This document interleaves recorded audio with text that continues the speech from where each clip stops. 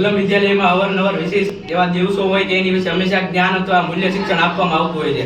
આજે છે 11મી જુલાઈ 2024 એટલે કે વિશ્વ વસ્તી દિવસ, અને આજે ભારતમાં વસ્તી ઘણી વધી રહી છે. તેમાં ઘણા ફાયદા ઘણા ગેરફાયદા. તો બધા વિદ્યાર્થીઓને તેનાથી રૂબરૂ કરાવવા માટે તેમાંથી બધા બાળકો ભારતની વસ્તી છે, વર્લ્ડની વસ્તી છે, પોતાના રાજ્યોની વસ્તી વિશે બધા જાણે. એટલે આજ માટે મંગલમ વિદ્યાલયમાં આજના રોજ 11મી જુલાઈના રોજ ડિબેટનું આયોજન કરવામાં આવ્યું હતું, જેમાં સૌપ્રથમ તો 4 ટીમે પાર્ટિસિપેટ કર્યું.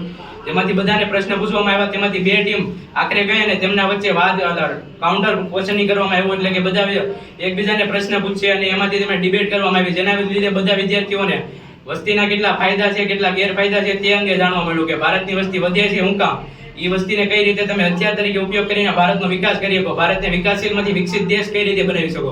આવી વિવિધ બાબતો વિશે આજના આ દિવસ અંગે ચર્ચા કરી અને મંગલમ વિદ્યાલયના દરેક વિદ્યાર્થીએ આમાં ઉત્સાહપૂર્વક ભાગ લીધો અને આજે સરસ મજાની એક ડિબેટનું આયોજન કરવામાં આવ્યું.